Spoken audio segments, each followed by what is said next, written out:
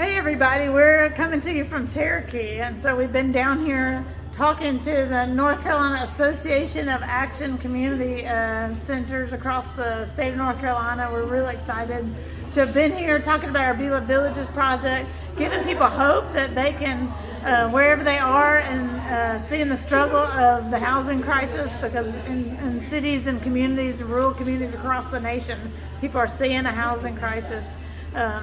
In a magnitude proportion. So we wanted to give people hope of what our community has done in the face of that, and just regular normal people getting together and saying, what can we do about this? And so it was really exciting. I think I definitely heard a lot of hope there coming from the room of people seeing solutions that they had never thought about before, or that ordinary people could create solutions from the ground up. So we were talking to people from the eastern part of the state, Wake County, like Greensboro area, Raleigh, Yancey, Avery, Mitchell County, so big cities to rural areas. And we believe that this innovative solution that we're building at the BeLoved Village is a real model solution for lots of communities across the state and across the nation.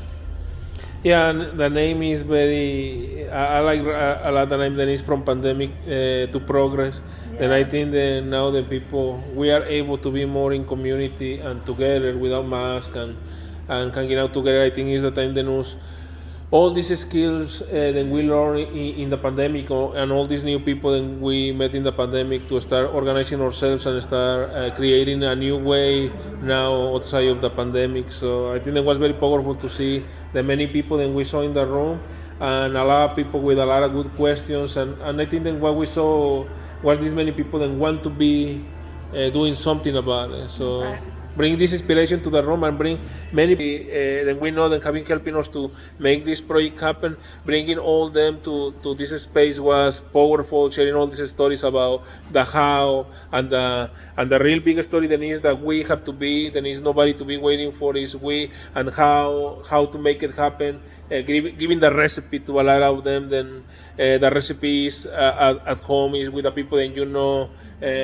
With your neighbors, with the people. We already in our communities have people that have a lot of skills. So the answer to the question of the how is in community and with the people that you know. Exactly right.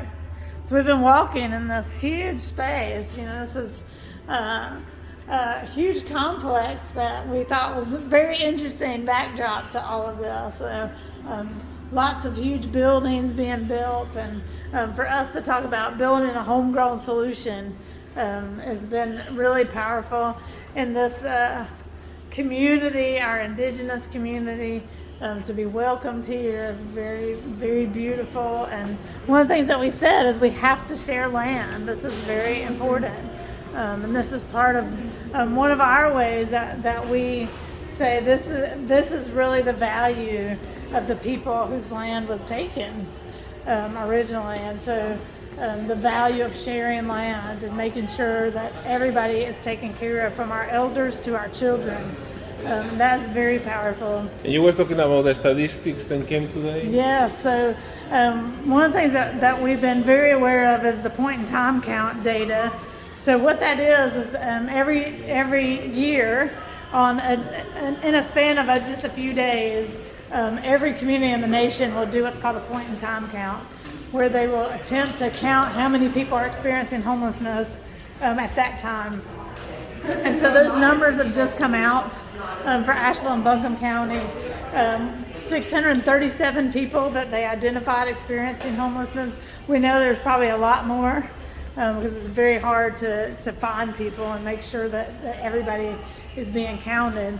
And so one of the things that we'll just say about that is, seeing this huge increase. Overall homelessness increased by 21% from last year, which is huge, and double the number of unsheltered people have doubled in our community. And so this is a serious crisis. It's something that we continue to advocate around and take very seriously, and with great urgency want to build communities of homes for people to come home and be able to earn equity so that people can lift themselves out of poverty. We said that poverty is the edge and lots of people get pushed over that edge into homelessness because of living in poverty, and also the conditions of the housing crisis in our community.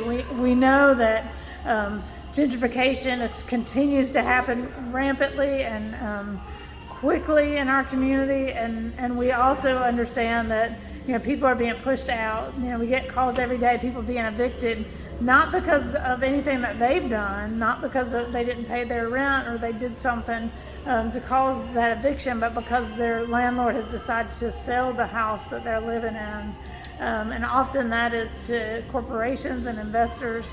And so we're losing homes in our community very, very quickly. And so we need to begin to build homes and have those homes be built by and for the community. And that's what the BeLoved Village project is all about. So I know we were reflecting on this data. What are your thoughts hearing these numbers come out? Yeah, I think the reflections that we are living right now, and then only like even with this statistic, and we are seeing the needs growing, the population that live in the streets. I think then things like the action give me a lot of hope.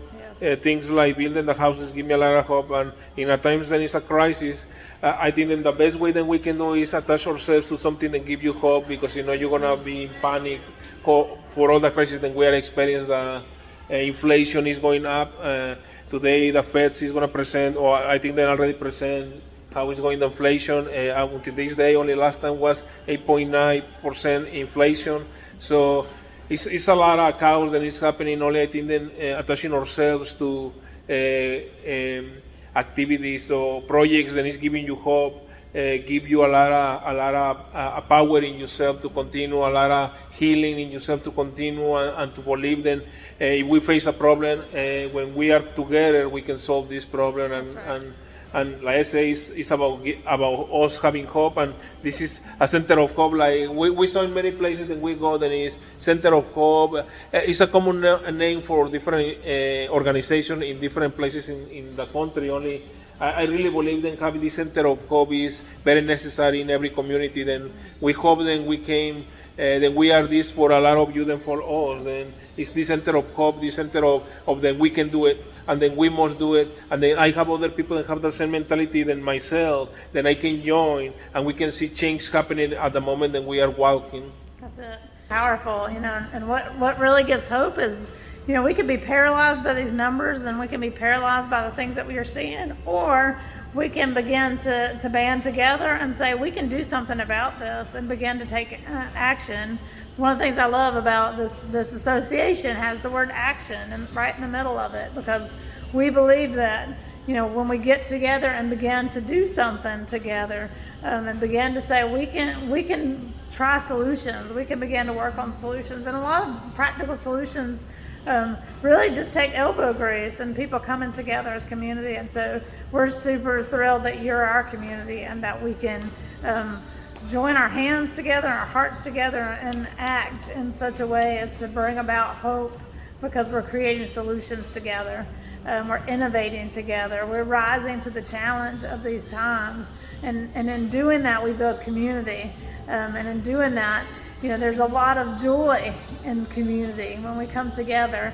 One of the stories that we got to talk about was, in the wake of a tragedy, our community coming together and doing something about that, and seeing how excited it made people to say we can be a part of the change. We can do something powerful. We can do something that nobody's ever thought to try to do, and that I think is pure joy.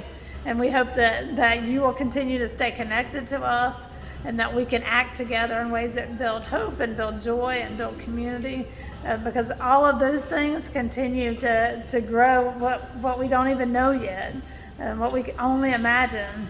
And so that's one of the things that we love, is we say we're building community, because community can build 1,000 villages. It can build things that we can't even imagine right now yet. And so we're glad that you're a part of our community, and that you're following along on the journey and joining with us to be people of love and hope and joy and community in these times.